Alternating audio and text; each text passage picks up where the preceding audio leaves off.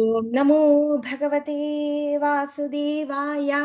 ദശകം 2 ശ്ലോക 6.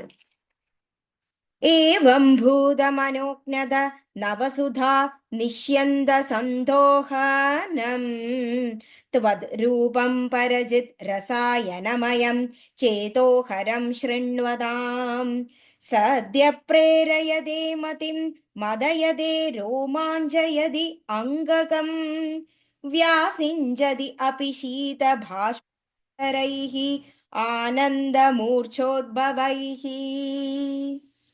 ഏവം ഇങ്ങനെയൊക്കെ ഭൂത ജനങ്ങൾ മനോജ്ഞത മനോഹരമായ നവ പുതിയത് സുധാ അമൃതരസമുള്ളത് നിഷ്യന്ത ഉറവിടം സന്തോഹനം ധാരാളമായിട്ട് ത്വദ് ഭഗവാന്റെ രൂപം ആ ശരീരം പരജിത് പരബ്രഹ്മം രസായനമയം അധികം മനസ്സിനെ രസിപ്പിച്ചുകൊണ്ട് ഏറ്റവും കൂടുതൽ സന്തോഷത്തെ തരുന്നത് ചേതോഹരം മനോഹരം ശൃണ്വതാം കേൾക്കുന്നത് സദ്യ വളരെ അധികം പ്രേരയതേ ആകർഷിക്കപ്പെടുന്നത് മതിം മനസ്സ് ബുദ്ധി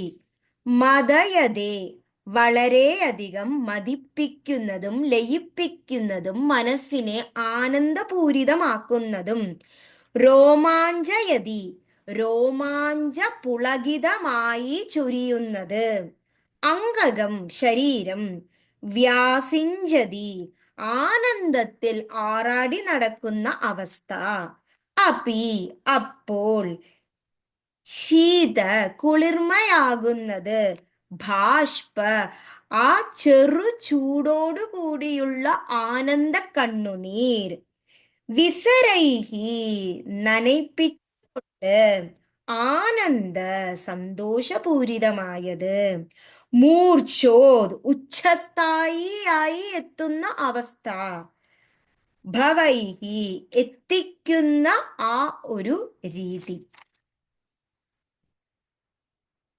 ഏവം ഭൂതമനോജ്ഞദാനവസുധാ നിഷ്യന്ത സന്തോഹാനം ത്വദ്രൂപം പരചിദ്രസായനമയം ചേതോഹരം ശൃണ്വതാം സദ്യ പ്രേരയതേ മതിം മദയതേ രോമാഞ്ചയത്യംഗകം വ്യാസിഞ്ചത്യഭിഷീദബാഷ്പവിസരൈ ആനന്ദമൂർച്ഛോദ്ഭവൈഃ.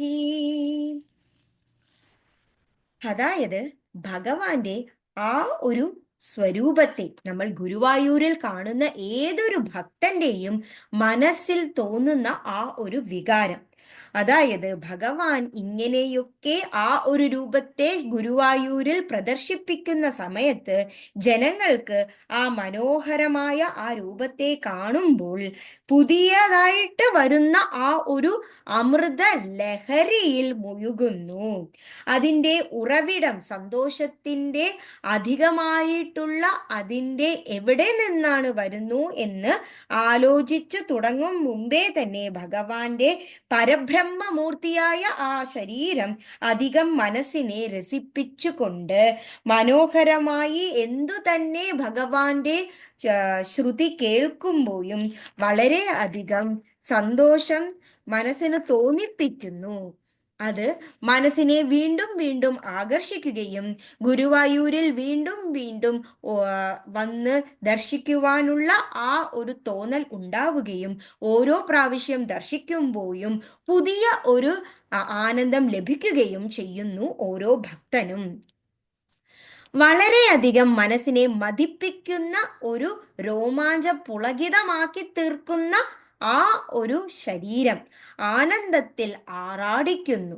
അപ്പോൾ മനസ്സിൽ കുളിർമയേകുകയും കണ്ണുനീരിൽ ഏറ്റവും സന്തോഷമായി വരുന്ന ഒരു ചെറു ചൂട് കൊണ്ടുള്ള ആ ഒരു കണ്ണുനീർ ഇങ്ങനെ കവിളിൽ നനയിപ്പിച്ചുകൊണ്ട് ആ ഒരു സന്തോഷത്തിൻ്റെ ഉച്ചസ്ഥായി ആയിട്ടുള്ള ഒരു അവസ്ഥയെ ഏതൊരു ഭക്തനും പ്രാപിക്കുന്നു. അതായത് ഭഗവാന്റെ ആ സ്വരൂപം, ആ ഗുരുവായൂരപ്പന്റെ ആ സ്വരൂപം എത്ര മാധുര്യമായിട്ടുള്ളത് എന്നാണ് ഈ ശ്ലോകത്തിൽ പറയുന്നത്. അതിലൂടെ നമ്മുടെ ഭക്തി എത്രമാത്രം ഉറച്ചതാണ്, അതുകൊണ്ട് മാത്രമാണ് ഈ ഒരു അവസ്ഥയെ പ്രാപിക്കുവാൻ ഏതൊരു ഭക്തനും സാധിക്കുന്നത്. അതാണ് ഈ ശ്ലോകത്തിൽ പ്രതിപാദിക്കുന്നത്. Thank you.